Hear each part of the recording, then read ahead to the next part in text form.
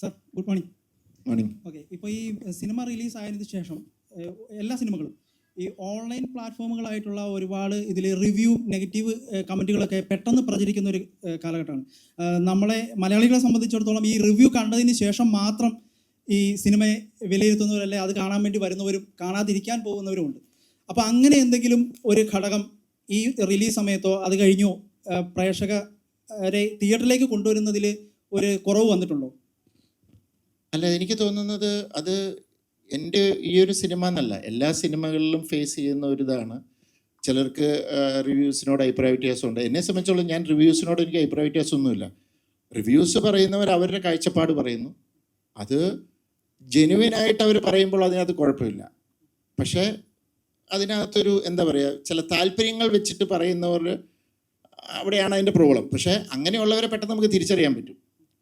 പിന്നെ ഇതിനകത്ത് സിനിമകളിൽ ഇതിനു മുമ്പ് ഇത് ചർച്ച വന്നിട്ടുള്ളൊരു ഇതാണ്. അപ്പം സോഷ്യൽ മീഡിയയിൽ ഇങ്ങനെ ഒരു നെഗറ്റീവ് ഇത് ചെയ്യുന്നു, അല്ലെങ്കിൽ എന്താ പറയുക, റിവ്യൂകളിൽ ഇങ്ങനെ നെഗറ്റീവ് വരുന്നു.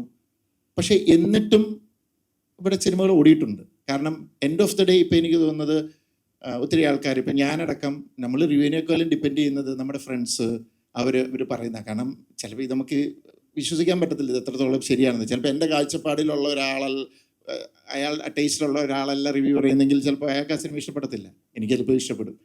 അപ്പോൾ കൂടുതലും ഫ്രണ്ട്സും ഇവരും സജസ്റ്റ് ചെയ്യുമ്പോഴേ ഞാൻ സിനിമ കാണും. ഇപ്പം അങ്ങനെ പോകുന്ന ഒത്തിരി ആൾക്കാരുണ്ട്.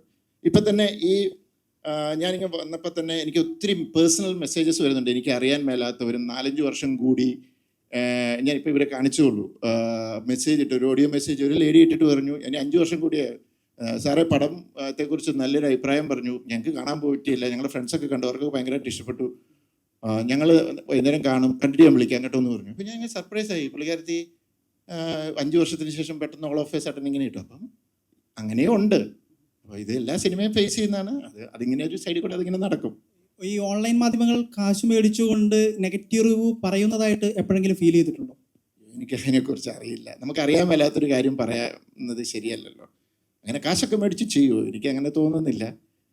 എനിക്കതിനെക്കുറിച്ച് അറിയില്ല. ഓക്കെ, താങ്ക് യു സാറേ.